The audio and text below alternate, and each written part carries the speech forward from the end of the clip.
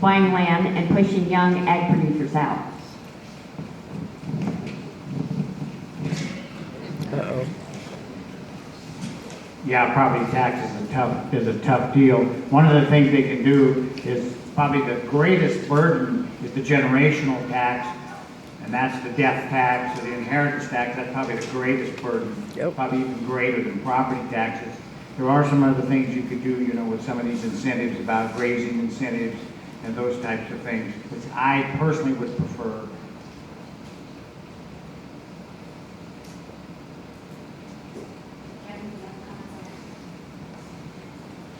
I guess economic development in rural areas is always a tough question.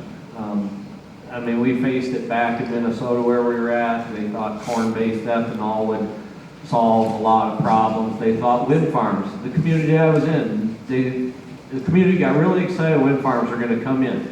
We're going to have people flood into our community. We're going to have workers build new homes. We're going to have our population of our school go up. Well, the county I lived in didn't have a stoplight in it. We didn't have a movie theater. We had one tiny grocery store. The people that worked at these facilities, the jobs actually paid quite well. They were, 18 and a half starting on up to $35 an hour in the maintenance field on the wind turbines. However, the families that came to do those jobs that were technically trained to do them lived in the next county that had a larger grocery store. They had a bowling alley. They had larger schools. They had more amenities. They had a movie theater they could go to. The people that come to work in these things are not guaranteed to live in your community. You may hope they do. So your economic development impact of these is somewhat over-exaggerated. Sure, they add jobs, but are those people going to be added to your community? That's just a big question. And as far as economic development, there's always going to be outsiders wanting to buy land in a different area. I'm one of them.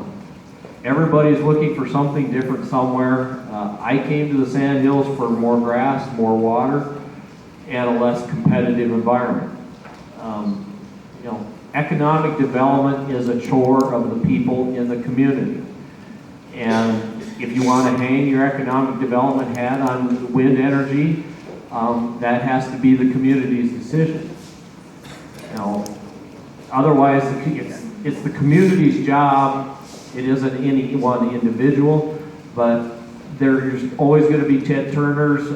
Back in our area I came from, we had a large developer, and he happened to like hog farms and large hog confinement, and that was his idea of economic development for our area, was let's build more pig barns.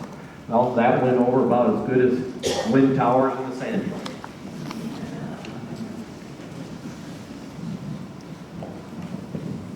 Okay, this is quite a question. If the shareholders, I'm assuming of the Wind Association, the members, feel like they need more money, how much money could the rest of us, in parentheses, people not for the wind energy or power lines, pay you all to just drop this idea and strip all the legalities, meetings, and time drawing lines to just get back to ranching? Yeah. Yeah.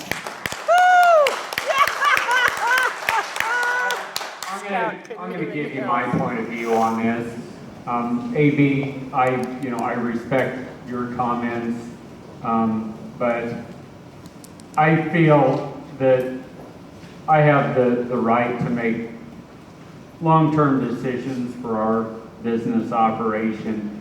And if I want to diversify some way where wind energy actually would diversify income, it's not a lot, but it's something.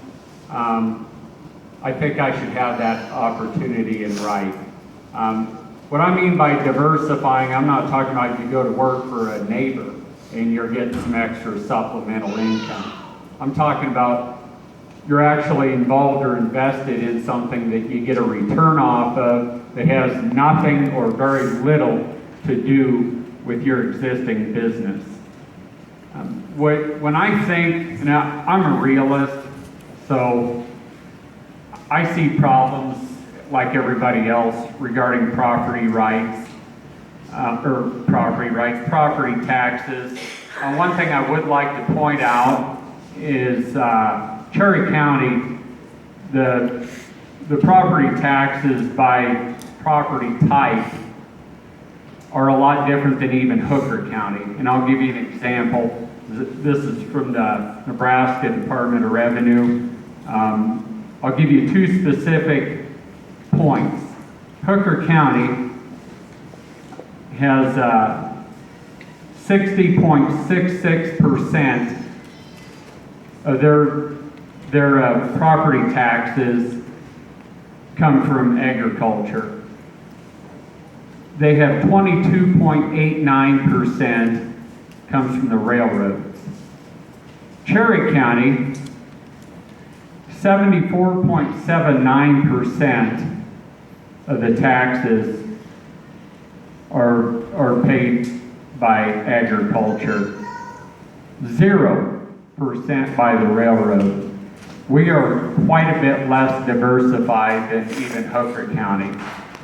So my idea on having a different, well, and there's a lot of people that agree with me, but if you can spread out your tax base at all or make efforts on it away from agriculture, you're probably going to have a decent opportunity to maybe bring in a few jobs and hold on to what we have that we hold so dear right now.